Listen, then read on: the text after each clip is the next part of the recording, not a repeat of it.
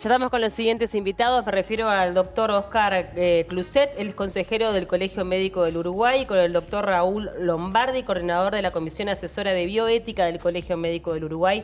Gracias a los dos por el tiempo, por acompañarnos. Por favor, gracias a ustedes. Bueno, la semana pasada tuvieron un encuentro muy importante en el Parlamento, en donde, bueno, trataron 3 temas que son fundamentales para ustedes en este momento, también para la población en general. 2 proyectos de ley y un anteproyecto vinculado con, bueno, el colegio médico puntualmente, ¿verdad? Nosotros, con Raúl, nos pareció que invitar a una persona como la que vino en la ocasión, un profesor de Derecho Comparado y Ética de Santiago de Chile, era muy pertinente en la medida en que podía analizar los proyectos, hacer Derecho Comparado con otras propuestas similares y hacer avanzar los aspectos conceptuales, algunas cosas que estaban incongruentes y que podían mejorar de la propia redacción de los proyectos. Y en ese sentido consideramos, muy brevemente, el proyecto de Comisión Nacional de Bioética que se inició en el Parlamento a fines del año pasado, que pretende dotar al país de un instrumento nacido a nivel legislativo en cuanto a su origen, con el presupuesto legislativo, pero en definitiva puesto al servicio de no solo de los poderes del Estado, sino de toda entidad que crea necesario obtener por ese mecanismo recomendaciones sobre problemas éticos. El segundo es un anteproyecto de reforma de la ley del colegio médico que pretende superar algunos problemas que desde el origen la ley evidenciaba, desde el origen allá en el año 11-12, la ley evidenciaba y que había que corregir. Ahora se ha vuelto más perentorio y necesitamos avanzar en ese sentido.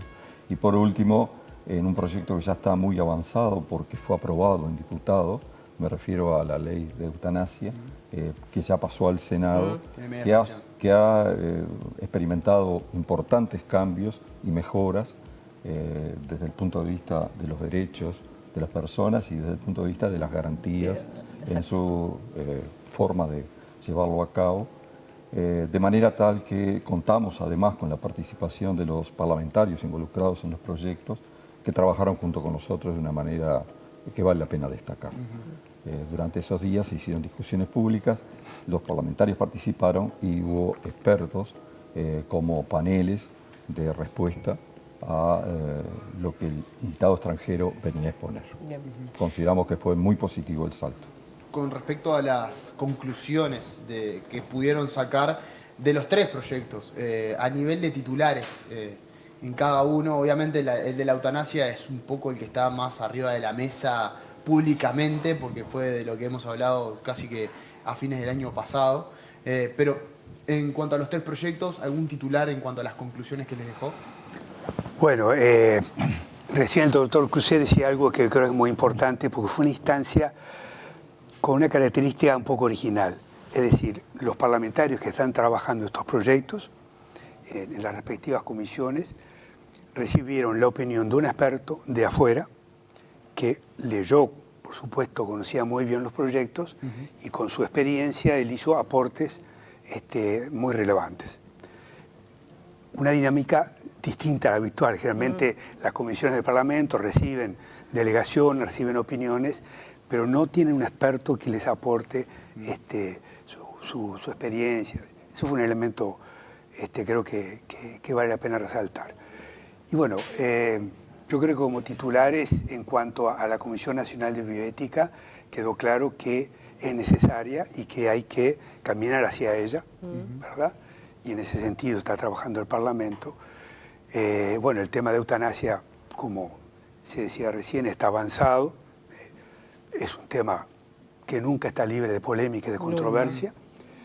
Y lo otro, si bien parecería un tema interno del colegio, no lo es, porque la actualización de la ley, que es absolutamente necesaria, lo mejora como herramienta. Entonces su función que cumple hacia el profesional médico y hacia la sociedad también se va a ver beneficiada. Bien, hablemos un poco del proyecto de eutanasia, que también es el que ha generado mayor impacto a nivel público. Tú hablabas recién de las garantías también para los médicos. ¿Consideran que están abarcadas en este proyecto que ya ha tenido, como bien señalabas, algunas modificaciones? Bueno, siempre es posible incrementar el marco de garantías en algo que se refiere a la vida y la muerte. Exacto.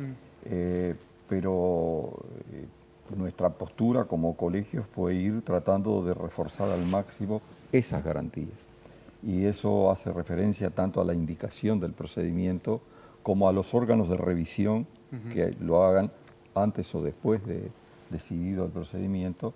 Y también se entrelazaba muchísimo con el tema de la provisión de cuidados paliativos. ¿Por qué se entrelazaba? Porque en realidad la persona que pide la eutanasia en general se supone que tiene que estar sometida a un sufrimiento intolerable y el sufrimiento intolerable de alguna manera es un terreno apropiado para la realización de cuidados paliativos.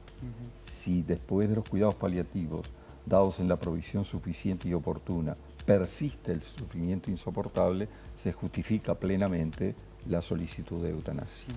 Entonces nosotros tenemos un país, hay que decirlo con gran claridad, que no tiene una distribución equitativa de los cuidados paliativos en su territorio, que están todavía en proceso de desarrollo y por lo tanto es un aspecto que necesariamente se vincula con la aplicación de esta ley. Bueno, se señala que la cobertura es de un 50-60%, no sé ni si se alcanza. Sí, alrededor de un 60%, con una distribución muy desigual en cuanto al territorio. El territorio nacional, claro. Un aspecto además, el tema de la eutanasia. Recuerdo que cuando se comenzó a discutir sobre esta situación estaba el aspecto ético, ¿no?, puesto arriba de la mesa para los profesionales médicos sobre todo, que bueno, entendían que no estaban al 100% de las garantías porque pese a un artículo que estaba allí que modificaba cierta cuestión, había una norma ética a nivel de la medicina global que no se podía cambiar y que es vigente para Uruguay. ¿En qué está esa situación?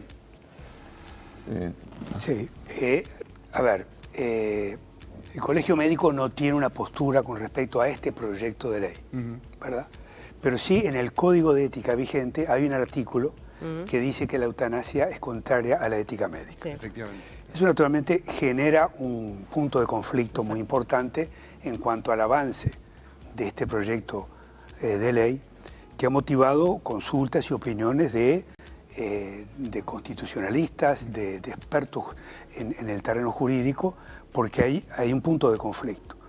Digamos, en la hipótesis de que se camine hacia la aprobación, allí hay un problema de cómo, si bien una ley deroga la anterior, hay un mecanismo de cómo se modifica el código de ética que es especial y debería cumplirse. Entonces ahí no hago más que relatar o dibujar un poco alguno del problema, claro, porque para es tema entenderlo un poco. O sea, el pero es conflicto sigue estando, ¿no? El conflicto no se sigue modifica estando. a pesar de la modificación de la redundancia que se le puede hacer a la ley. Exacto, Bien. exacto. Sigue Porque un estando. punto central es, está bien que una ley modifica otra y nuestro código de ética es ley, Claro. cosa que está en discusión.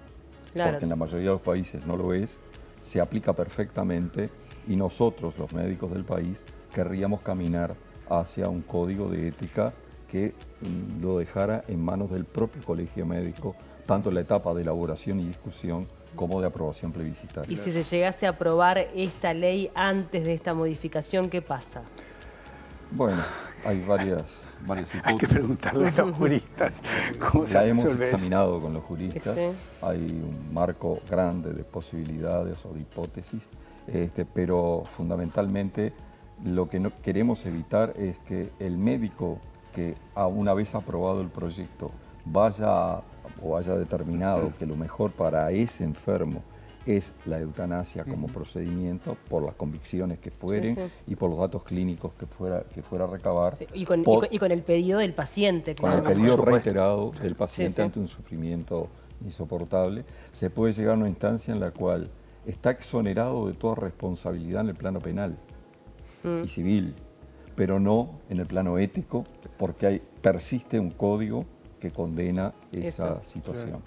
Eso crearía dificultades reales tanto le crearía dificultades reales al médico, que puede ampararse y está protegido en la objeción de conciencia, pero también le crearía una repercusión importante al propio Estado, que tiene que ser garante de la aplicación de las leyes. Exacto. Y el Estado podría decir, me veo ante una situación en la cual los médicos, por el temor a la consecuencia. consecuencia ética, no aplican una ley de la nación.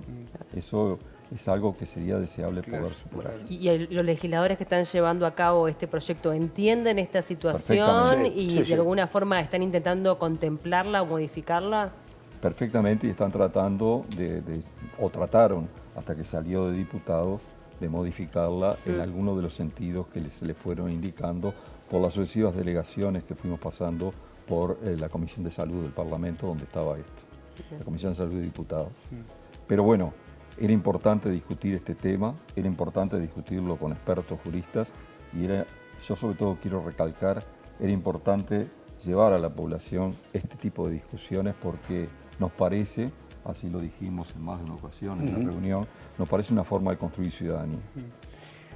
Con respecto al aspecto penal que está incluido en el proyecto de ley, que creo que está en discusión, la presentación de la Fiscalía en caso de que no se cumplan todos los procesos, el debido proceso, digamos, de la eutanasia, ¿qué opinión les merece? Que esté incluida la posibilidad de que algún médico, en caso de que lo haga incorrectamente el procedimiento, pueda ser juzgado penalmente. Aquí hay un problema importante y no bien resuelto a nivel mundial, porque es fácil de entender que tiene que haber una manera de control de que el procedimiento fuera adecuado. Y naturalmente que debería ser antes, ¿verdad? Hay toda una serie, un procedimiento que está bien detallado, de pasos, de plazos, de tiempos y razones que justifiquen la medida, ¿verdad? Puede no cumplirse alguno de estos requisitos y entonces hay comisiones de revisión que evalúan. El problema es que si se hace antes, que es el momento adecuado, eso, la realidad de otros países lo muestra, prolonga el tiempo. Y para la persona que está en una situación intolerable, que pasen días y semanas, es una situación, digamos, es un perjuicio mayor que se le agrega. Entonces en muchos lugares se hace la revisión después, pero después ya, digamos, ya no hay vuelta con un atrás. valor testimonial. Claro. Entonces es un punto no bien resuelto en ningún lado del mundo por ese tema, ¿verdad? Bien. Pero nosotros tenemos, perdón Paulita, tenemos la oportunidad, digamos, porque el proyecto todavía no está sí, aprobado, sí. tiene media sanción. Sí. En ese sentido se está buscando implementar estas modificaciones y efectivamente los escuchan, hay una recepción en ese sentido. No se escuchan. El problema es que toda ley es consecuencia de una serie de acuerdos y en los acuerdos a veces todo lo que se quiere hacer, nos hemos dado cuenta, no se puede realizar. Pero nosotros hemos dicho este tipo de argumentos, los hemos manejado frente a los parlamentarios han recibido este planteo con total respeto y nos consta que han tratado de hacer algo. Al día de hoy no hay revisión previa al acto. Bien. Quiero que quede claro. Bien, no hay revisión previa al acto. Ahora, Es posterior. es posterior. Ahora, tú mencionabas también recién la objeción de conciencia, que bueno, que es algo que es un derecho que tienen todos los médicos, de abstenerse a determinadas prácticas. En su momento estuvo muy en el tapete con el aborto, luego se generó como una mayor flexibilidad y se logró que un montón de gente que tenía resistencia lo practicara. ¿Cómo ustedes lo sienten en la interna? ¿Hay resistencia con respecto a la eutanasia por parte de los médicos uruguayos? Yo no podría decir, no podríamos decir con seriedad los dos que hemos tratado de estudiar este problema lo mejor posible, no podríamos decir cuál es la situación. Probablemente haya, como en todos los colectivos donde el tema se ha llevado, usted lo decía, ha resultado que divide aguas. Sí, sí. Si divide más agua de un costado que del otro, es secundario. Son dos grandes masas las que se separan. Y en realidad lo que ha de alguna manera inclinado la balanza ha sido tratar o considerar a la petición de muerte como un derecho de la persona. Bien. Eso es lo que ha hecho avanzar el proyecto. Claro. La persona de Chile que vino es especialista en ese sentido. ¿Qué repercusión o qué fue lo que dijo con respecto al proyecto de eutanasia de nuestro país. ¿Cuáles son esas incongruencias que planteó, si es que planteó? Él estuvo muy de acuerdo con nosotros, tanto en la revisión previa como en la necesidad de tener una distribución equitativa y uniforme de cuidados paliativos en el país, cosa que realmente la eutanasia fuera una suerte de último recurso ante sufrimiento intolerable.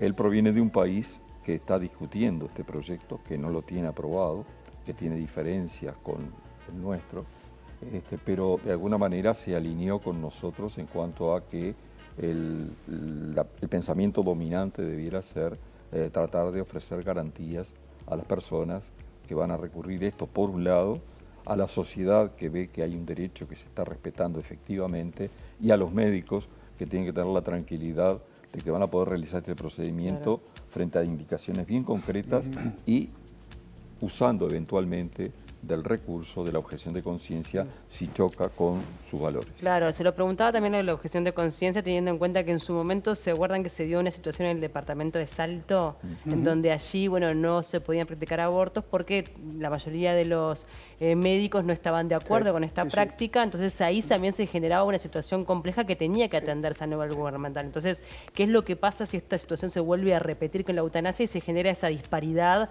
a nivel nacional, ¿no? Y es probable que sea mayor, porque de alguna manera la interrupción voluntaria del embarazo, a nivel, digamos, de la profesión, es más comprendida y aceptada. Quizás hay, por supuesto, objetores, pero esto es una opinión personal. Yo creo que es mucho más difícil, ¿verdad? Que los médicos practiquen la eutanasia de la misma forma que pueden practicar la interrupción del embarazo. Que además desde el punto de vista de la instrumentación hay una enorme diferencia. Pues prácticamente en la interrupción voluntaria la participación del médico no es instrumental. Entonces, ese es un punto, sin duda, como ustedes plantean, que abre muchas interrogantes. Y con respecto al aspecto de que, bueno, tanto la interrupción involuntaria del embarazo como la eutanasia surgen también de problemas que están ya arriba de la mesa y que se solicitan incluso en la práctica habitual, ¿no? Que muchas veces la problemática surge porque ya efectivamente está pasando en la sociedad. ¿Qué opinión tienen ustedes con respecto a la eutanasia? Hay algunos que piensan que esto definitivamente no pasa y otros que piensan que sí. ¿Cuál es la postura del Colegio Médico? Como le decíamos al principio, debido a la división que naturalmente sabemos que existe, el Colegio Médico no ha definido una posición como organismo. Porque si lo hiciéramos, estaríamos pasándole por arriba a prácticamente una mitad del pensamiento de los colegiados. Por eso es que eligió transitar una corriente de asegurar mecanismos de protección, de forma que no le podemos decir, porque no lo sabemos, cómo está dividido. Sí sabemos que está dividido y en consecuencia nos reafirmamos en la necesidad de dotar esto de las debidas garantías y lógicamente cuando la ley esté aprobada de procurar su adecuado cumplimiento. Muchísimas gracias a los dos por acompañarnos, fue un gusto recibirlos. Bueno, lo que creo que nos queda claro a todos es que esto requiere otra vuelta de tuerca, ¿no? Requiere, bueno, primero una mayor discusión en profundidad, rever, bueno, absolutamente todo para generar las mayores garantías para pacientes como para médicos y bueno, y también la extensión de los cuidados paliativos, que en eso creo que hay unanimidad, ¿no? Sí. Entre los propios propulsores, legisladores propulsores de la eutanasia, hay unanimidad respecto a la prioridad de los cuidados paliativos. Bien. Gracias por el tiempo, fue un gusto recibirlos. Gracias a ustedes.